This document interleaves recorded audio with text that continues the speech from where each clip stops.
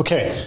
So I was watching a documentary about Toni Onley, and I was amazed with how he could create beautiful paintings with just a few basic brush strokes and one brush, actually. They were watercolors. And I thought, I should try painting. I started with oils. Discovered that with oils, you spend a lot of time cleaning brushes and not so much time painting. Mm-hmm.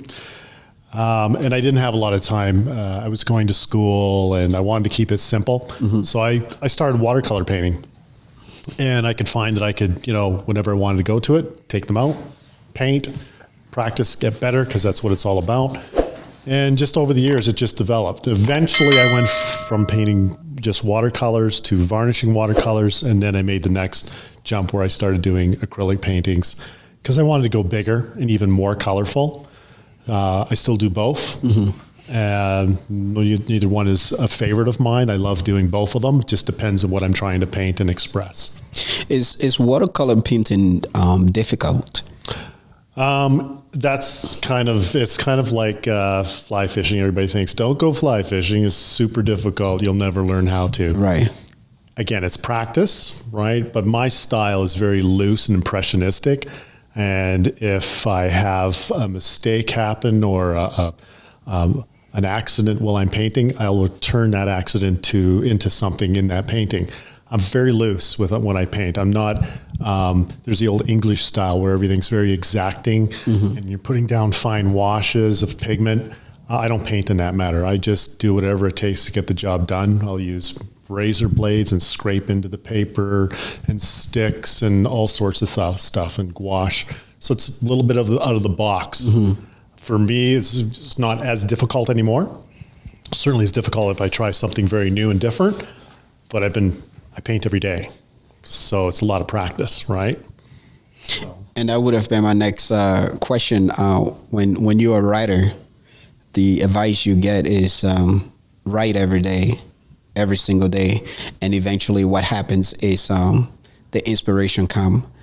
Do you say the same thing for painting as well? Or do you initially start off with an idea before going into the painting and executing that? Well, that's, again, a good question. The next 10 paintings are already up here. Got it. They're in the back of my mind. I always have, just can't get to them fast enough because I probably have something I'm currently working on. Mm-hmm. But when I'm teaching people, I tell them, don't paint once a week for 8 hours. You'll hate painting. Especially, you'll get done at the end of the day, you'll be burnt out, you won't be happy with what you do. Take 15 to 40 minutes maybe each day and do a quick sketch. Got it. Do a quick painting. And the waterfall effect will take over eventually. The more you do that, the quicker you'll learn and the quicker you'll get better. Mm-hmm. So it's like if you want to learn how to draw and sketch, you should always have a sketch pad with you and take 10 minutes, 5 minutes, you see something, sketch it quickly, put it down. You'll get better faster. As opposed to taking an entire day.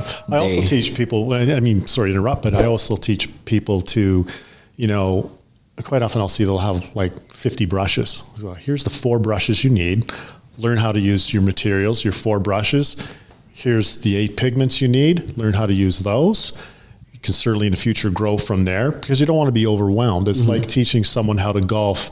If you teach them how to swing the ball, head down, eye on the ball, hands together, it becomes so overwhelming to right. and swing the club. Just keep it really simple and paint every day for a little bit.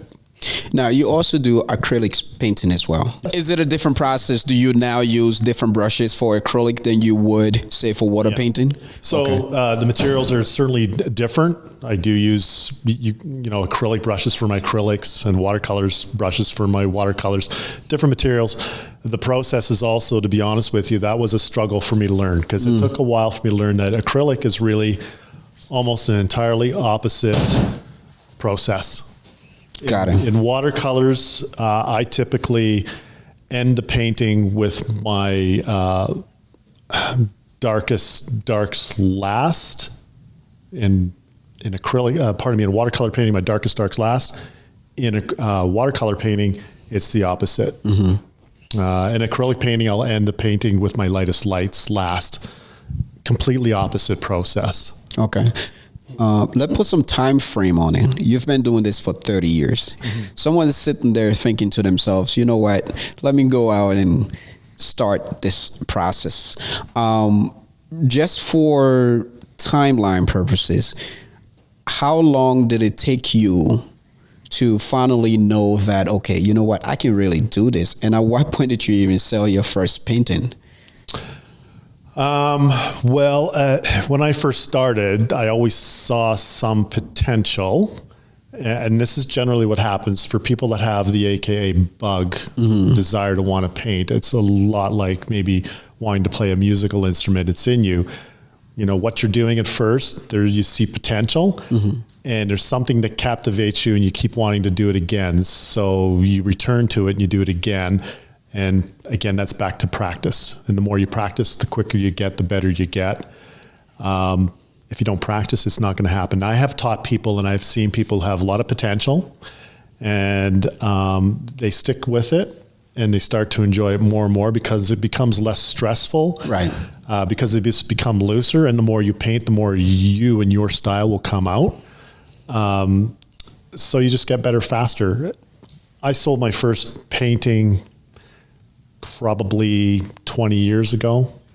So 10 years when you were already into it. Yeah. I mean, I used to just do it and, this is kind of fun and give them away, right? Right. And then I did a show where, it's all relative. I had paintings where, a full sheet watercolor, like a 22 by 30 inch painting would be about $550, if I remember correctly, with a simple frame on it. And my first show sold one in like 5 minutes. I thought, wow, what?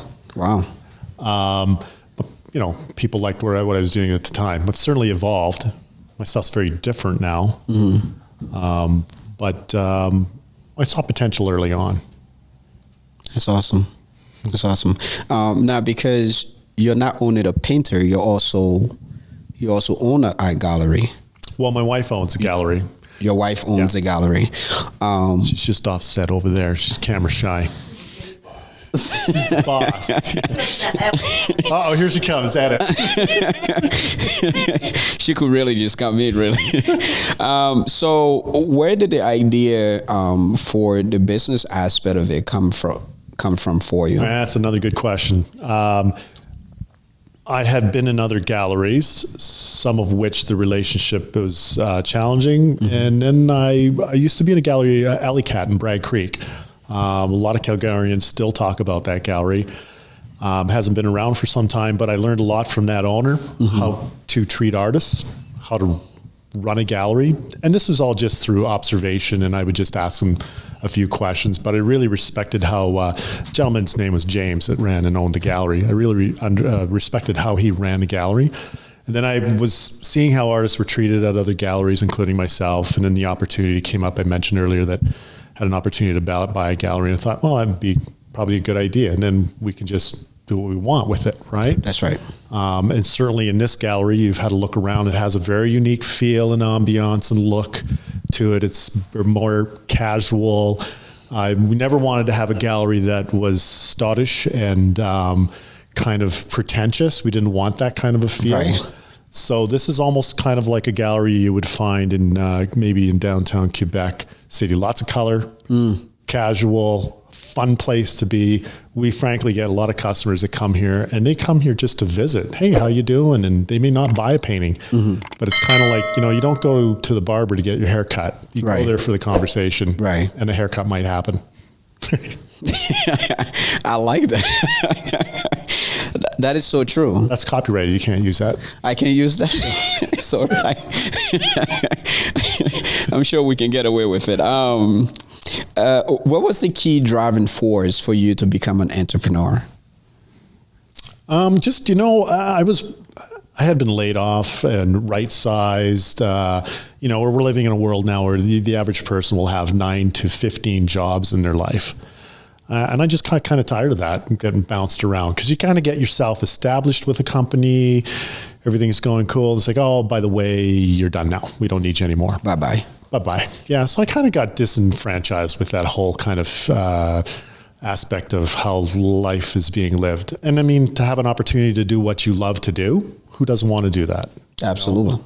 It'd be like the scuba diver that's forced to be a skydiver instead. Right. What is that about? Right. So that's a very valid point. So many people would probably never know. I was listening to Spike Lee, a filmmaker, and he was talking about how like thousands of people would go to their grave working a job that they absolutely hate. 76% of people actually hate what they're doing for a living. However, rooted in that statistic is the fact that most people hate not necessarily the company they're working for, but the person they're working and reporting to. But still, I saw that number, I thought, wow, life's too short to be living that way. Like, you know, or that's be like living in an area where you don't really want to live. You know, if you don't like it, then change it and move forward, right? Right. You know, somebody watching this would say, well, Curtis did it. I could probably do it myself. Well, and that's, you know what, that leads into, and I don't know, you probably had a good question, but that's too bad. You have to wait your turn. Go right. No, I remember early on when years ago I got allowed to go into the Calgary Stampede. I got jurred in, and I remember meeting some of my mentors down there, particularly Brent Heighton, who's a world famous artist.